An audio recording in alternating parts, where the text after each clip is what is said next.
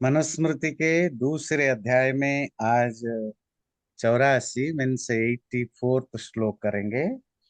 जो डिस्कशन चल रहा है कि प्रतिदिन प्रणव और व्याहृति के साथ गायत्री मंत्र का जप करना चाहिए।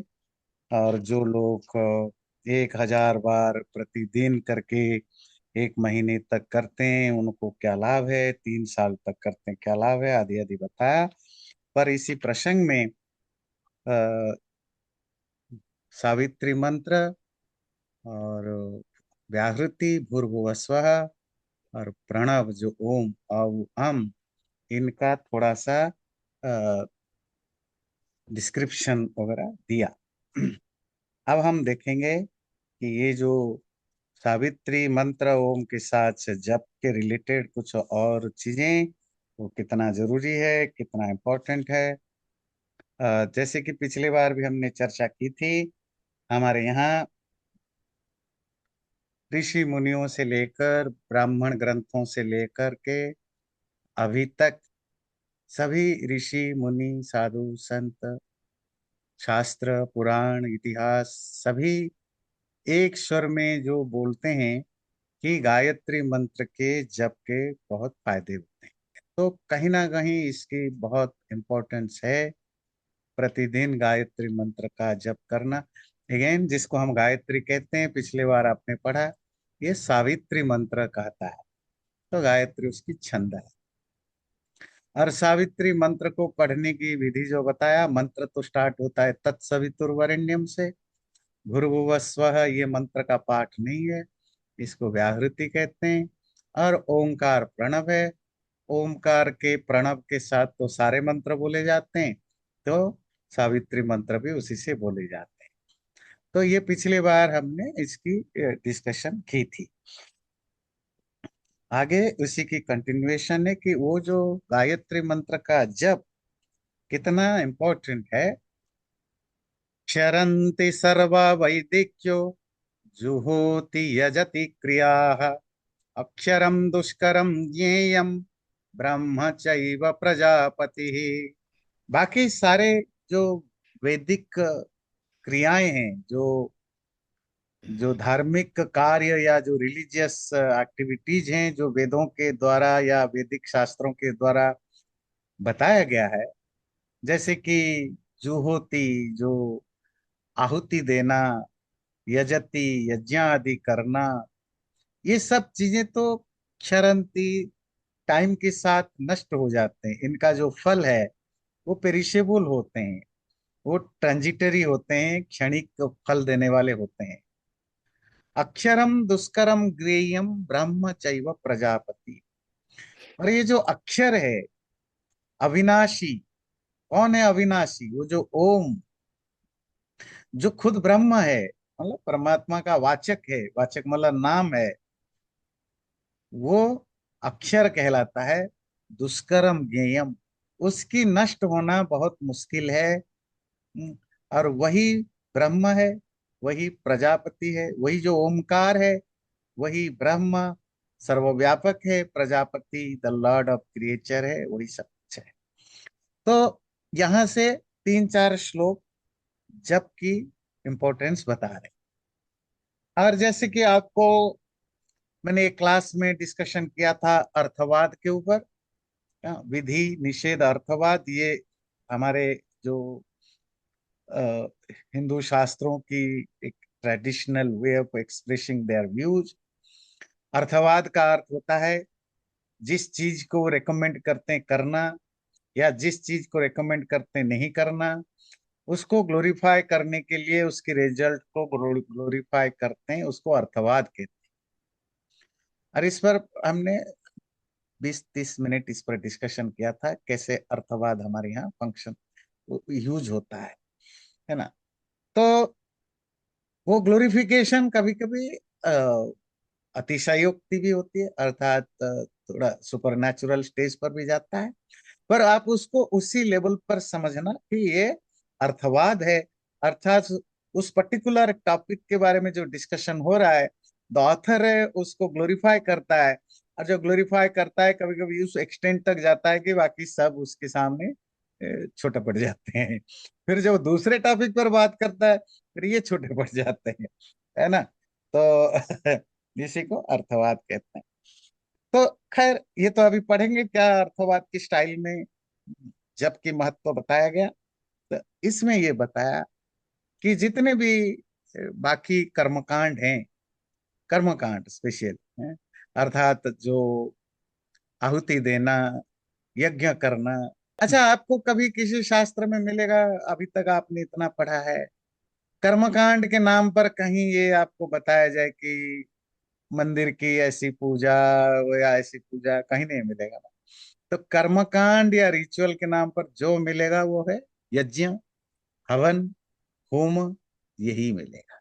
तो मनुस्मृति तक भी मंदिर की कोई सोच भी नहीं था। घूमने के लिए अलग अलग तीर्थ वगैरह आपको बताते हैं। देखो, ये रामेश्वरम जो है, यहाँ राम ने शिव की पूजा की थी, या यहाँ वो हुआ था, वो आपको किसी वाल्मीकि रामायण में नहीं मिलेगा। वाल्मीकि रामायण तो छोड़िए, किसी भी हिंदू शास्त्रों में मंदिर की या किसी पर्टिकुलर देवी देवता की पूजा की रेफरेंस आपको शास्त्रों में नहीं मिलेगा। वो धर्मशास्त्र हो, मनुस्मृति आदि, वो दर्शन शास्त्र हो, वो वेदांत, योग, सांख्य, न्याय आदि, या वैदिक लिटरेचर हो, वेद, ब्राह्मण, उपनिषद आदि, या महाभारत रामायण इतिहास हो, आपको कहीं ये सब चीजें, इवन गीता में भी आपको नहीं मिलने वाला। ये लेटर पौराणिक ग्रंथों में ये चीजें इवॉल्व होता है। जो कर्मकांड की जब भी डिस्कशन होता है, मतलब जो पूजा पाठ रिचुअल, वो ऑलवेज रिलेटेड टू होम, यज्ञ, और यज्ञ के हजार तरह की जो विधि विधियां हैं। मंदिर शब्द तो संस्कृत में अ, राज मंदिर, जो भी बड़ा बिल्डिंग हो, जो भी ब्यूटीफुल बिल्डिंग हो, उसको मंदिर कहते हैं। और इवन बहुत सारे पौराणिक लिटरेचरों में भी मंदिर शब्द, जो घोड़ाशाला है, जो जैसे गौशाला होती है जहाँ गायें रहती हैं, घोड़े जहां बांधे जाते हैं, उनको भी मंदिर कहा जाता है। और कोई भी बिल्डिंग उसको मंदिर कहा जाता है। जो हमारे यहाँ सन्यासी बनने की जो परंपरा है, वो हमारे शास्त्रों में जो सन्यासी है वो है कि चौथे आश्रम, the hmm, fourth stage of life, जी। है ना। नहीं, बाकी जो आजकल जो कोई भी व्यक्ति मोंक बनता है, मोंक, ये ट्रेडिशन हिंदुओं में स्वामी शंकराचार्य ने ही स्टार्ट, जी। और वो भी बुद्धिस्ट से बुद्धिस्ट ट्रेडिशन से इंस्पायर्ड होकर कहिए, या उसको काउंटर करने के लिए कहिए। कभी कभी क्या होता है, आपको अपनी शत्रु से लड़ने के लिए उसी की स्ट्रैटेजी, उसी की ये भी अपनाना पड़ता है, जी। जिससे आपको पता लगता है क्योंकि वो बड़ा पॉपुलर है, और उससे वो अपने धर्म को प्रोटेक्ट कर पाते हैं। तो स्वामी शंकर को लगा हम भी अगर कोई ऐसी आर्मी ऑफ मोंक्स बनाए तो जी। वी में प्रोटेक्ट आवर ओन रिलीजन और स्प्रिट। पर जबकि वो बहुत ज्यादा सफल नहीं हुआ। हिंदू मोंक ने पिछले बुद्धिस्ट सन्यासियों ने पिछले 2-2.5 हजार साल से दुनिया भर में बुद्ध धर्म को फैलाया, बौद्ध धर्म का प्रचार किया, बौद्ध धर्म को डिफेंड किया। पर हिस्ट्री में आज तक एक भी साधु सन्यासी नहीं मिला जो जो हिंदू हिंदू। धर्म को प्रचार करे, हिंदू धर्म को डिफेंड करे, या हिंदू धर्म के शास्त्रों का बात करे। तो हमारे जो हिंदू धर्म के साधु सन्यासी जिस पर्पस से बनाए गए, वो तो फेल्ड हो गया। वो तो दुकानदारी ज्यादा बन गई, सबको अपना फॉलोअर्स चाहिए। बहुत सारे साधु सन्यासी इतने हाई लेवल के चले गए कि उन्होंने अपना सेक्ट बना डाला, और उससे हिंदू धर्म को कोई फायदा नहीं हुआ। हिंदू लोगों को ना कोई ज्ञान मिल रहा है, ना कोई उनको कोई बताने वाला है कि भाई क्या सही है गलत है। तो अब पूरी हिस्ट्री में देखेंगे, कोई एक आधा साधु सन्यासी अगर बना भी है, वो उसकी अपनी प्रेरणा से, स्वतः प्रेरणा, मतलब उसकी अपनी इनर मोटिवेशन के कारण कि समाज के लिए कुछ भला करना है, इस सोच के वो आया किया। पर ओवरऑल जो सन्यासी ट्रेडिशन हिंदू धर्म में शुरू किया गया जिस पर्पस से, वो पूरी तरह 100%, मतलब ऐसा नहीं कि 99% वो फेल्ड हुआ। जी और हिंदू धर्म का जो प्रचार हुआ, ऐसा नहीं कि नहीं हुआ, बहुत धर्म का प्रचार हुआ, बहुत रिफॉर्म आए, पर वो साधु सन्यासी नहीं है उनमें से कोई। कोई एक आधा मिल जाए, दैट से एक्सेप्शनल केस होगा। एक्सेप्शन, अब हाँ। कहेंगे स्वामी विवेकानंद है, वो ट्रेडिशनल साधु सन्यासी नहीं थे, है ना? नहीं, वो कोई परंपरा से बने हुए साधु सन्यासी नहीं थे, वो तो अंग्रेजी पढ़े हुए और बहुत ज्यादा वो थे। वो दैट्स ए डिफरेंट थिंग। ऐसे कुछ गिने चुने लोग होंगे जिन्होंने रियली समाज में कुछ धर्म को प्रचार करने, धर्म को बढ़ाने, सोसाइटी के अपलिफ्टमेंट के लिए किया, जो कि बुद्धिस्ट धर्माचार्य आज भी करते हैं, और आज से 2000 साल पहले भी किया। पूरे दुनिया भर में जहां बौद्ध धर्म फैला, केवल उनके का। हमारे यहाँ तो व्यापारी बनियों ने धर्म प्रचार कर डाला। जी वो थाई, जो आपके इंडोनेशिया, मलेशिया आदि में जो धर्म प्रचार हुआ, वो कोई साधु सन्यासी नहीं किया, वो तो ये व्यापारी लोगों ने हिंदू धर्म फैलाया। राजाओं ने धर्म फैलाया, आम लोगों ने धर्म फैलाया। आप जानते हैं कि नहीं, जब ये गयाना, मॉरिशियस, जो वेस्ट इंडीज के एरिया वगैरह में जहाँ इंडियन लोग, जिनको बंधुआ मजदूर बना के ले गए थे, ब्रिटिश लोग ले गए थे 200-250 साल पहले, तो वहां जस्ट सिंपल कोई व्यक्ति मिशनरी बन के चला गया, वहां वहां जाके प्रचार करने लगा, तो वो फिर धीरे धीरे सब बन गए। तो साधु सन्यासियों का जो काम था, जो शंकराचार्य ने खुद किया, क्या किया? मैं केरला से कश्मीर, गुजरात से उड़ीसा, पूरी तड़ी। दल उन दिनों ना, 1500 साल पहले, 1000 साल पहले, जहाँ कोई रोड नहीं, रास्ता नहीं, कुछ नहीं, कितनी मेहनत किया। ना कोई नेम, ना कोई फेम, ना कोई लग्जरी, कुछ नहीं।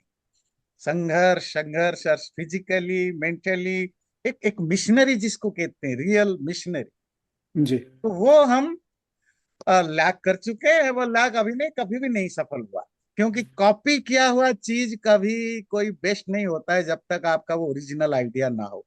और हिंदू धर्म में जो साधु सन्यासी की कंसेप्ट है, ये कॉपी है, और ये सफल नहीं हुआ, बी ऑनेस्ट टू से इट। इससे ज्यादा काम नॉन सन्यासी लोगों ने हिंदू धर्म को प्रोटेक्ट करने के लिए काम किया है, और प्रमोट करने के लिए भी काम। विधि यज्ञ जप यज्ञो विशिष्टो दशभिर्गुणैः उपांशुः स्यात् शतगुणः सहस्रो मानसः स्मृतः। विधि यज्ञ से जप यज्ञ 10 गुना, 10 टाइम्स ज्यादा बड़ा होता है, बेटर होता है।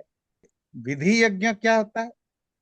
वो यज्ञ जो विधि, रूल्स, रेगुलेशन के बेस पर होते हैं।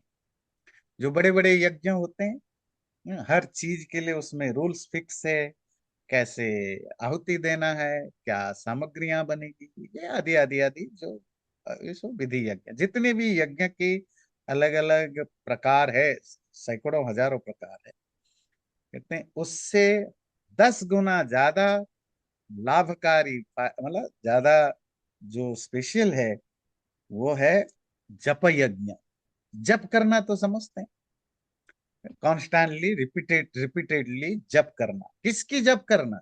वो पहले बात हो चुकी है, ये इसकी कंटिन्यूएशन है। सावित्री मंत्र का जप करना, प्रणव और व्याहृति के साथ।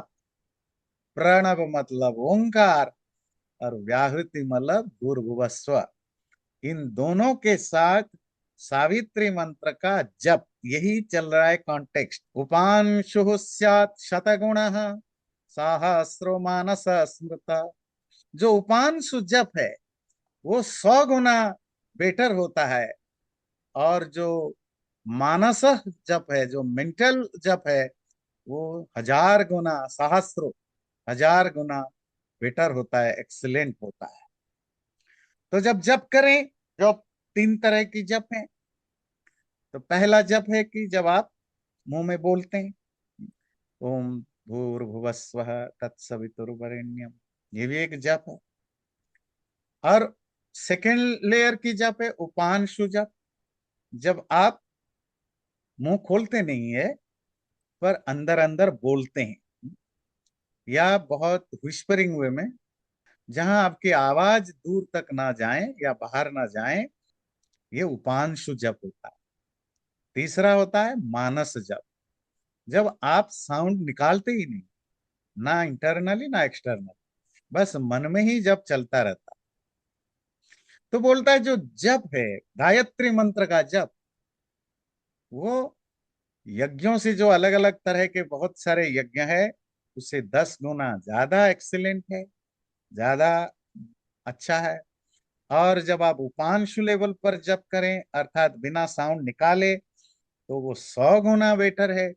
और अगर आप मानसिक जप कर सकें, अर्थात मेंटल लेवल पर, वो 1000 गुना बेटर होता है। ये पाक यज्ञ चत्वारो विधि यज्ञ समन्विता, सर्वे ते जप जप यज्ञस्य कलाम नार्हन्ति षोडशीम। और जितने पाक यज्ञ है, 4 तरह के पाक यज्ञ है, और विधि यज्ञ समन्विता, और जितने यज्ञ विधि मीन्स जो रूल रेगुलेशन के हिसाब से होते हैं, तो ये सारे यज्ञ जप यज्ञ की 16वां हिस्सा भी नहीं होते हैं। तो पाक यज्ञ आया। पाक का लिटरेरी मीनिंग क्या है? खाना बनाना। तो जिन यज्ञों में भोजन की आहुति दी जाती है,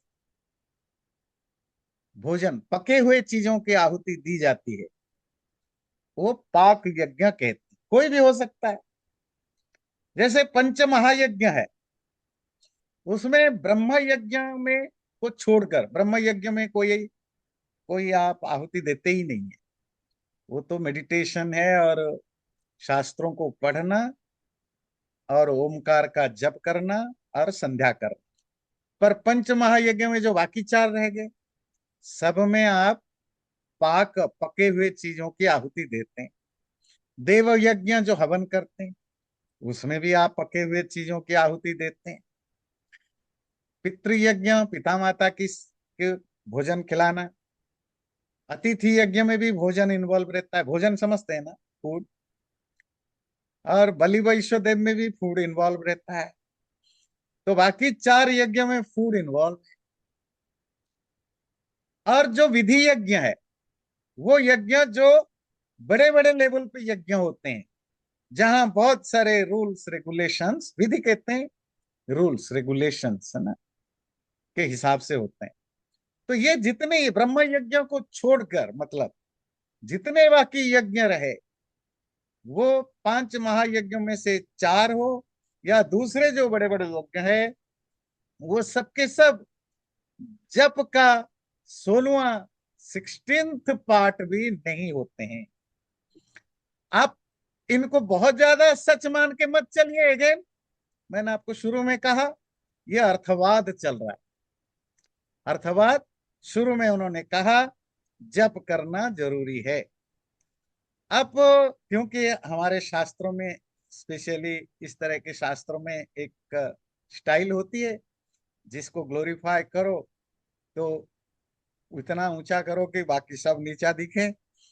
तो फिर आगे यज्ञ के बारे में आएगी, वो कहेंगे यज्ञ के, वो यज्ञ के ये सब चीजें नीचे हैं। पॉइंट है कि ये अर्थवाद है, ये जप की महिमा को बता रहे हैं, कितनी सिग्निफिकेंट है, कितना इंपॉर्टेंट है, इस रूप में ध्यान रखिए।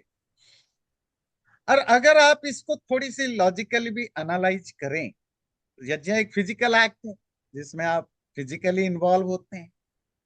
और अगर उस फिजिकल एक्ट में आप मेंटली इन्वॉल्व नहीं है, तो वो तो सिर्फ एक्सटर्नल रह जाता है। और कितने लोग होते हैं जो मेंटली ईश्वर भक्ति के डूब करके वो करते हैं, तभी तो कर्मकांड आगे जा करके बदनाम हुआ। क्योंकि इतना कॉम्प्लिकेटेड हो गया, इतना पैसा उसमें इन्वॉल्व हो गया। तो धीरे धीरे बौद्ध जैन, या जो बौद्ध जैन बने, वो भी एक दिन वैदिक ही थे, सनातनी थे। तो उन्होंने इनके खिलाफ आवाज उठाया कि ये तो आम लोगों के लिए तो कोई दूर दूर का संबंध नहीं बनता, because it becomes more rigid and very complicated and financially also very, जिसको कहते हैं बहुत महंगे पड़ने लगे।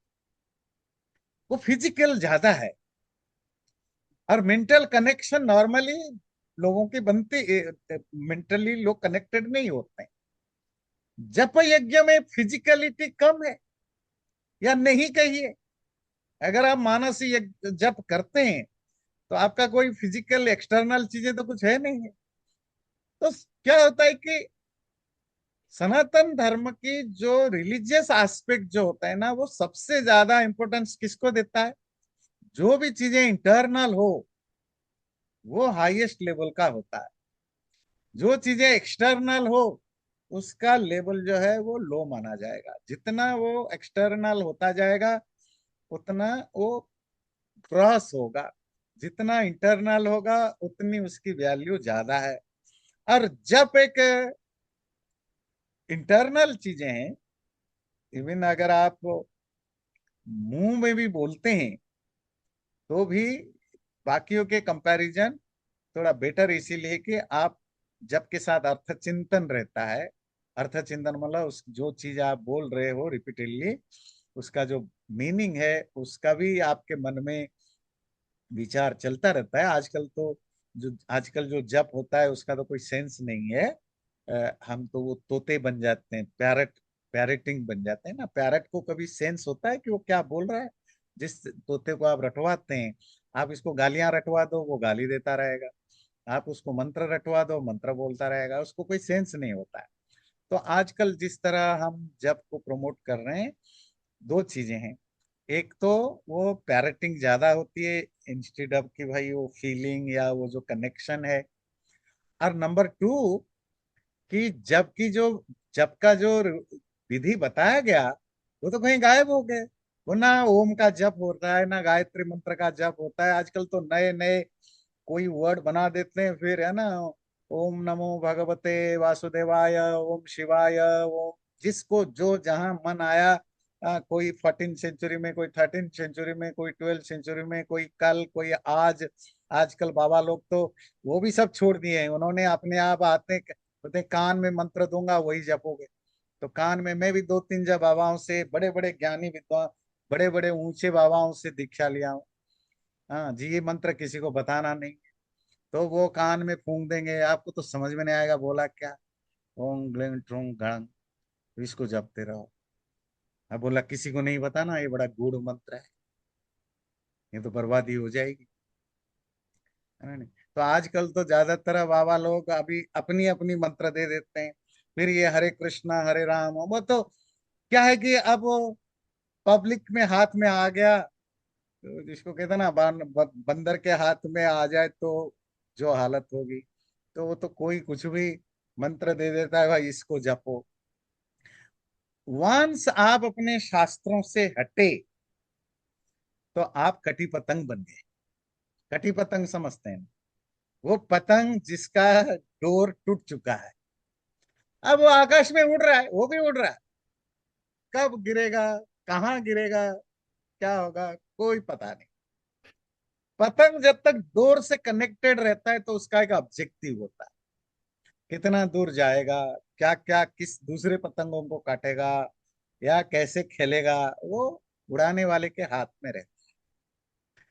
और वो हमारे धर्म में या किसी भी धर्म में वो डोर कौन होता है? शास्त्र होता है। जब शास्त्र रूपक डोर कट गए, ये पतंग रूपक जो आचार्य, गुरु, साधु, सन्यासी और उनके जो शिष्य परंपरा है, वो तो अब अपनी, है ना, जिस अपनी मर्जी, जे जैसा जो करे।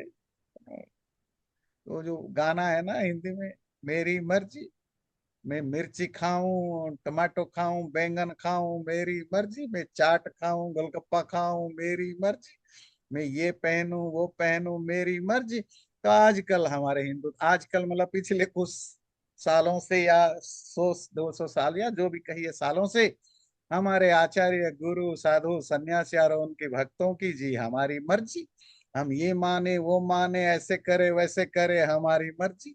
तो मर्जी से संसार से धर्म चल रहा है। तो कोई शास्त्र तो कहीं बीच में टिकते नहीं है। तो दैट्स ए डिफरेंट थिंग। जो नहीं तो वेदों में तो 20,000 मंत्र हैं। वेदों में 20,000 मंत्र। तो हमारे ऋषि मुनियों ने ये नहीं कहा कि आप कोई भी मंत्र जप लो, इस मंत्र को जप लो, नहीं बोला। उन्होंने स्पेशली कहा कि गायत्री मंत्र जप, ये नहीं जप सकते तो ओम जपो, इसके अलावा और कोई मंत्र प्रिस्क्राइब नहीं। हम तो वेद भी भूल गए, हम तो बाकी उपनिषद भी भूल गए। जप्येनैव तु संसिध्येत् ब्राह्मणो नात्र संशयः, कुर्यादन्यत् वा कुर्यान् मैत्रो ब्राह्मण उच्यते। जो ब्राह्मण है, जप के द्वारा ही, अर्थात सावित्री मंत्र के जप के द्वारा ही वो लाइफ में सक्सीड कर सकता है, अचीवमेंट पा सकता है, सिद्धि पा सकता है। न अत्र संशय, इसमें कोई डाउट नहीं है। बाकी सब चीजें वो करें या ना करें, उसकी मर्जी।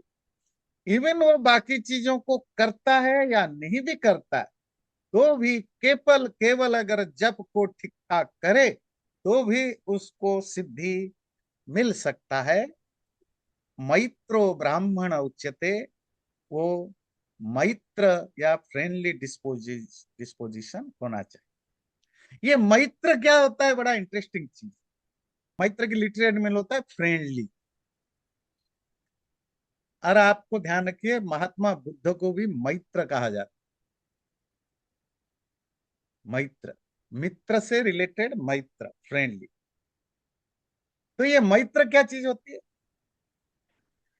जब आप सारे संसार के हर क्रिएचर के प्रति आपका भाव फ्रेंडली हो, तो आप मैत्र कहलाते। आप सारे क्रिएचर के प्रति फ्रेंडली भाव आपके अंदर कब आता है? जब आप हाईली एनलाइटनमेंट के रास्ते पर होते हैं। यस्तु सर्व, है ना, यह है ना, यस्तु सर्वाणि भूतानि आत्मन्येवानुपश्यति। जब आप सभी प्राणियों में खुद को देखते हैं, खुद में सबको देखते हैं, अर्थात जब आप स्पिरिचुअल प्रैक्टिस में ऊपर चलते हैं, तो आप मैत्र बनते जाते हैं, मैत्र फ्रेंडली बनते जाते हैं। आपको बनना नहीं है, वो नेचुरल या होते जाते हैं। क्या मतलब है कि सारी दुनिया के हर प्राणी, आप किसी का नुकसान नहीं पहुंचाते हैं। पहुंचाते नहीं, ये तो दुनिया में बहुत सारे लोग वैसे ही नहीं पहुंचाते। आप पहुंचाना चाहते भी नहीं है, जो बहुत लोग चाहते हैं, पहुंचा नहीं पाते। मतलब आपकी किसी के प्रति कोई एनिमिटी नहीं बची रहती। आप सबको अपने में देख अपना जैसा समझते हैं, अपने को सबके जैसा समझते हैं। फिर क्या होता है, आपकी पर्सनालिटी में वो फ्रेंडली ओरा ऐसी डेवलप होता है कि आपके आसपास जंगली जानवर भी सेफ फील करते हैं। शत्रु भी आपके पास हो तो सेफ फील करता है, कि उनको पता है ये नुकसान नहीं पहुंचाए। इसीलिए आप जो कहानियां पढ़ते हैं ऋषि मुनियों के आश्रम में, शेर भी घूमते थे, कुत्ता भी घूमता है, बिल्ली भी घूमता है, पर जो वो सारे के सारे वायलेंट, क्रूएल है। पर ऋषि के उस आश्रम में कोई किसी को नुकसान नहीं करता, पर जब बाहर चले जाते हैं करते हैं। पॉइंट सिर्फ इतना है कि ऋषि जब उस स्टेज पर पहुंच जाता है मैत्र भाव पर, तो उसकी जो इन्फ्लुएंस है वो बाकी आसपास रहने वाले प्राणियों को भी उसी तरह का बना देता है। तो ब्राह्मण जब उस स्थिति में पहुंच जाए, मैत्र भाव, जब उसके लिए कोई अपना नहीं पराया नहीं, सबको वो सबकी भला चाहने वाला बन जाता है, तो ऐसे ब्राह्मण बाकी और चीज कोई करे न करे, इवन नहीं भी करे तो भी, केवल अगर जप गायत्री जप करता है तो भी उसको सिद्धि मिल जाती है। तो इतना सावित्री मंत्र के जप का महिमा है। तो यहां तक पिछले बार हमने पढ़ा ओम, व्याहृति और सावित्री मंत्र किसको कहते हैं, उनकी सिंपल मीनिंग क्या है। अभी तक जो आपने 87 श्लोक तक पढ़ा कि उसका जप जरूरी है और जप की क्या महिमा या क्या उसकी सिग्निफिकेंस है। 88 श्लोक से अब है कि केवल जप करने से काम नहीं चलेगा ना, मतलब वो तो अभी तक ऐसा लगा कि भाई जप भी बस जप कर दो काम हो गया। तो आगे बताता है उसके साथ फिर आपको इंद्रिय निग्रह जरूरी है, अर्थात अपनी जो सेंसेस है वो भी कंट्रोल होना चाहिए। वो वैसे ही है ना, जैसे आप किसी को, है ना, कोई राजी नहीं हो रहा है आपका काम करने के लिए, आप जाते हो, देखो आपको ना हम इतना डॉलर देंगे, हमारे यहाँ काम पर आ जाओ। तो पैसे देख करके राजी हो जाता है। फिर पूछता है क्या काम है? काम कुछ नहीं है, बस आपको ये काम करना है। अच्छा, हाँ बस है कि छोटा सा ना ये भी कर लेना आपको।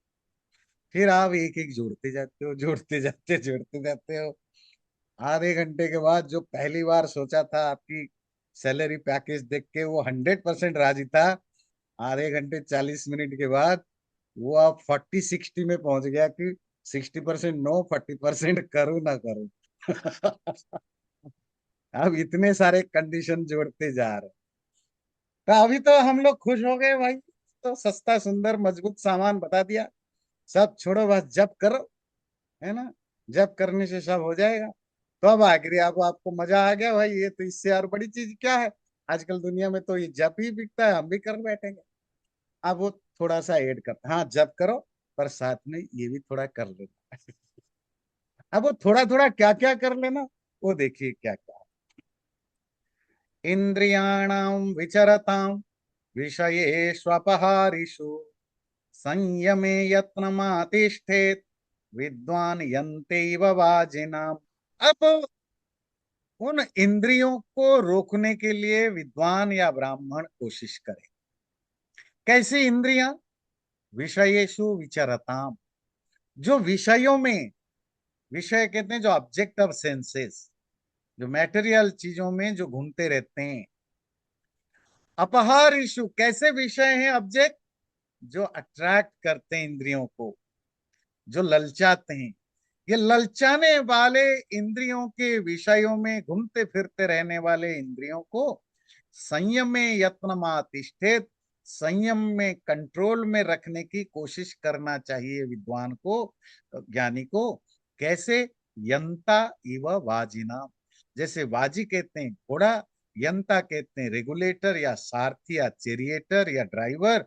जैसे कोई ड्राइवर या चेरिएटर घोड़ों को अपने कंट्रोल में रखता है, उसी तरह व्यक्ति या यहाँ विद्वान मतलब ब्राह्मण ज्ञानी, वो अपने इंद्रियों को भी कंट्रोल में रखें। और वो इंद्रियां कैसी हैं? जो विषयों में घूमते रहते हैं। विषय तो समझते हैं, आंख का क्या ऑब्जेक्ट है? जो देखने लायक चीजें हैं। कान का क्या है? जो सुनने लायक है। जीभ का क्या है? जो चखने लायक है। तो हम दिन रात 24 घंटे किस में बिजी हैं? इन्हीं इन्हीं 5 इंद्रियों को सेटिस्फाई करने में। और कुछ लोग जो है इन इंद्रियों के परे वो मन को सेटिस्फाई करने में लग गए, जहाँ इंद्रियों का कोई रोल नहीं है ना। जैसे आप पावर के लिए लड़ रहे हो, पोस्ट के लिए लड़ रहे हो, नेम या फेम के लिए लड़ रहे हो, उसमें किसी इंद्रियों को कोई फायदा नहीं होता है, वो तो आपकी मन की। तो फिलहाल मन की बात तो बाद में देखेंगे, पहले मन इंद्रियों पर फोकस करते हैं।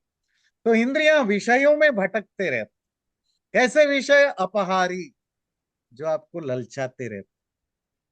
ये देख लिया, ये लेना, ये अच्छा लग रहा है, इसको बार बार देखना है, ये अच्छा लग रहा है, इसको बार बार सुनना है।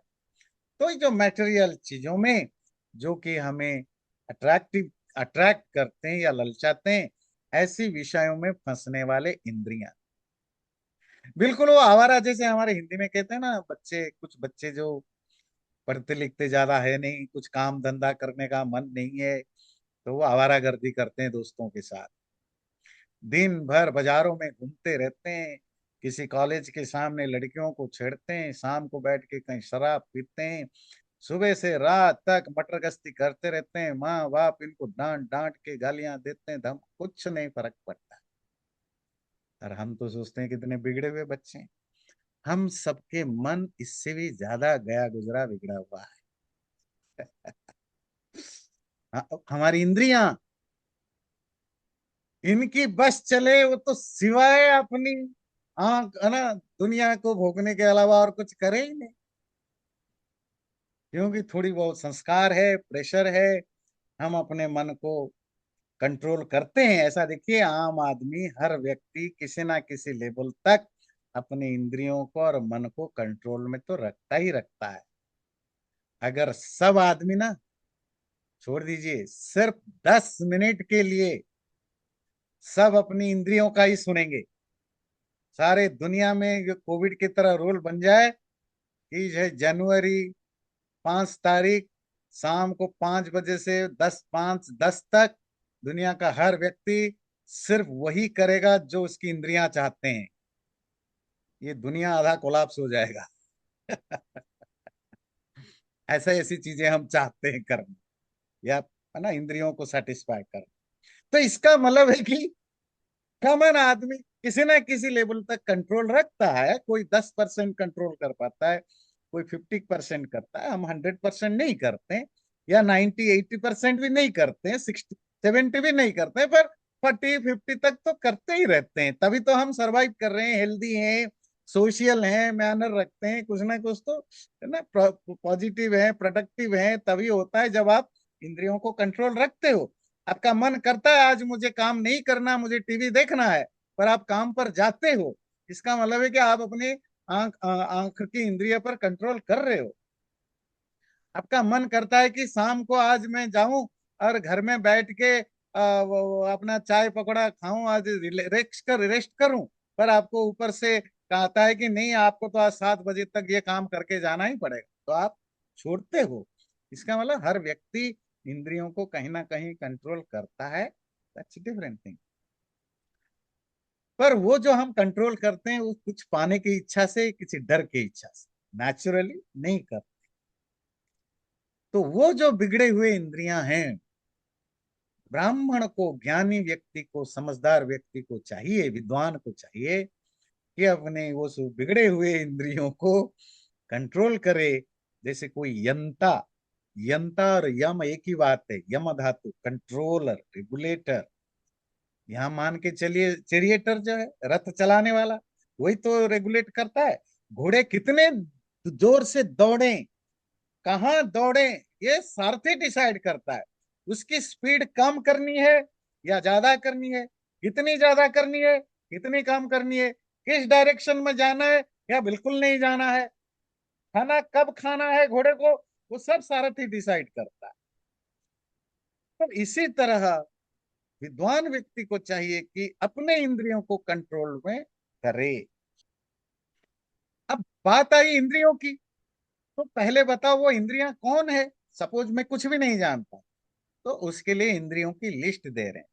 एकादशेन्द्रियाण्याहुर्यानि पूर्वे मनीषिण, तानि सम्यक प्रवक्ष्यामि यथावदनुपूर्वशः। 11 इंद्रियां हैं, आहुर यानी पूर्वे मनीषिण, जो पहले विद्वान लोगों ने, हमारे पुराने ऋषि मुनियों ने बताया क्या, कि 11 इंद्रियां हैं। तानि सम्यक प्रवक्ष्यामि, अब मैं वो सब डिटेल में आपको बताने जा रहा हूं। श्रोत्रम त्वक्चक्षुषी जिह्वा नासिका चैव पंचमी, पायुपस्थम हस्तपादम वाक् चैव दशमी स्मृता। तो कौन से वो 11 इंद्रियां हैं। पहले 5 ज्ञानेन्द्रियां, श्रोत्रम मतलब कान, त्वक स्किन, चमड़े, चक्षुषी आंख, जिह्वा जीभ टांग, नासिका नोज नाक, चैव पंचमी, ये 5। तो ये 5 हो गए ज्ञानेन्द्रिया, सेंसेस ऑफ नॉलेज।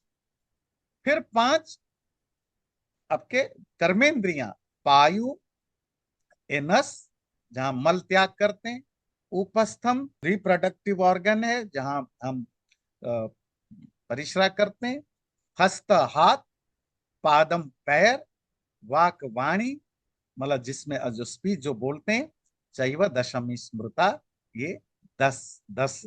तो टोटल 10 इंद्रियां है, 5 ज्ञानेन्द्रियां, आंख कान नाक जीव और स्किन, है ना, देखने सुनने, चखने, सूंघने, और टच करनी, ये 5 हो गए आपकी ज्ञानेंद्रियां।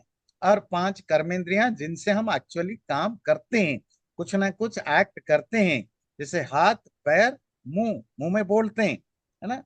खाना जो टेस्टिंग का जीव है, जो जाता है ज्ञानेंद्रियां, पर जो खाना चबाना या बोलना, ये कर्म होता है, ये मुंह है। तो ये 3, बाकी जो हम मलत्याग करते हैं ना, और जो रिप्रोडक्टिव है जनन इंद्रिय, उसको कहते हैं उपस्थ। तो ये इस तरह के 5 कर्मेंद्रियां हैं जो कर्म करते हैं। बुद्धिन्द्रियाणि पंचैषां श्रोत्रादीन्यनुपूर्वशः, कर्मेन्द्रियाणि पंचैषां वायुवादीनि प्रचक्षते। जो 5 बुद्धिन्द्रियां है, अर्थात ऑर्गन्स ऑफ सेंसेशन, सेंसेशन की इंद्रियां 5 कौन है? श्रोत्रादिनी, जो पहले बताया 5, कान, आंख, नाक आदि। कर्मेंद्रियाणि पंचयशाम, और बाकी जो नीचे का बताया 5, जो कि हाथ, पैर आदि, वो पायु आदि नहीं, जो एनस आदि बताया, वो तो कर्मेंद्रियां है। तो ये तो आप लोगों को सब पता ही है पहले से। बस ये कि आपको थोड़ा रेफरेंस मिला, कल आपको कोई रेफर करना है कि ये कहाँ लिखा है, तो आप रेफर दे सकते हैं कि यहाँ पर लिखा है। एकादशम मनोज्ञेयम स्वगुणेनौभयात्मकम, यस्मिन् जिते जितावेतहु भवतः पंचकौ गणौ। तो 11वां मतलब जो 11th इंद्रिय है, वो है मन, मनः। और ये मन एक स्वगुणे न, अपने नेचर से, उभयात्मकम, वो दोनों तरह का होता है, अर्थात ये ज्ञानेन्द्रिय भी है और ये कर्मेंद्रिय भी है। मतलब ये ऑर्गन ऑफ सेंसेशन में भी काउंट होता है, ऑर्गन ऑफ एक्शन में भी काउंट होता है। और यही जो 11वां इंद्रिय है, ये सबसे बड़ा बदमाश है, ये सब ये मास्टर है। यस्मिन जीते जितऊ एतऊ, जिसको जीत लेने पर बाकी दोनों कर्मेंद्रिया ज्ञानेन्द्रिया अपने आप जीत जाएंगी। भवतः पंचको गुणऊ, गणऊ, बाकी जो 5 5 वाले 2 ग्रुप हैं, ये तो सब इसी को जीत लेने पर वो जीत जाएंगे। ये मास्टर है, यही है सरदार। अगर इसको आपने जीत लिया, ये ज्ञानेन्द्रियां कर्मेंद्रियां तो उसके नौकर चाकर हैं। इंद्रियों को रोकने के लिए जब आप एफर्ट्स करते हो, वो मोस्टली बेकार जाता है। अगर एफर्ट्स करना है इंद्रियों को रोकने के लिए, तो मन पर काम करो। क्यों? सरदार वो है।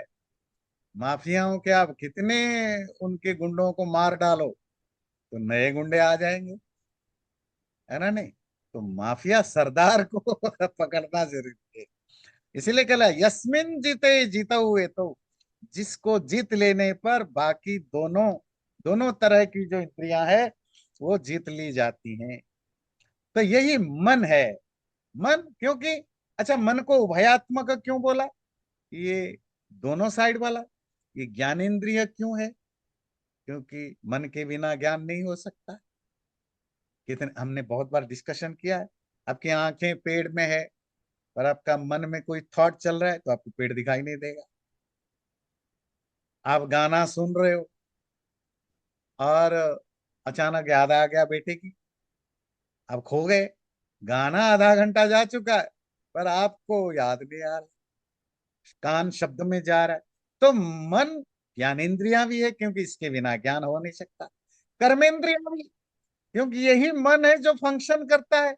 आपकी इच्छा, अनिच्छा, आप चाहते हो, नहीं चाहते हो, लाइक करते हो, डिसलाइक करते हो, प्यार करते हो, हेट करते हो, गुस्सा करते हो, जो कुछ, ये सब तो एक्शन है ना, ये सब मेंटल फंक्शंस है। तो इसीलिए मन कर्मेंद्रियों में भी जाता है, ज्ञानेन्द्रियों में भी काउंट होता है, ये उभयात्मक है। और पिछले योग दर्शन क्लास में तो हम पढ़ रहे थे कि मन में सत्व रजगुण, सत्व रज तम तीनों गुण फ्लेक्सिबिलिटी में रहते हैं। कब कौन सा आगे बढ़े, कम जाए, ये मन, मन का अपना एक साम्राज्य है, मन की अपनी रूल बुक है, माइंड की अपनी किंगडम है, उसकी अपनी रूल्स है। वो बाकी बाकी किसी भी चीज को फॉलो नहीं करता है, शरीर के, ना आत्मा की, ना शरीर की, ना किसी की फॉलो नहीं करता। चलिए, आज की टॉपिक यही है कि 11वां मन इंद्रियां है, और इसको जीत लेने पर सब जीत जाते हैं।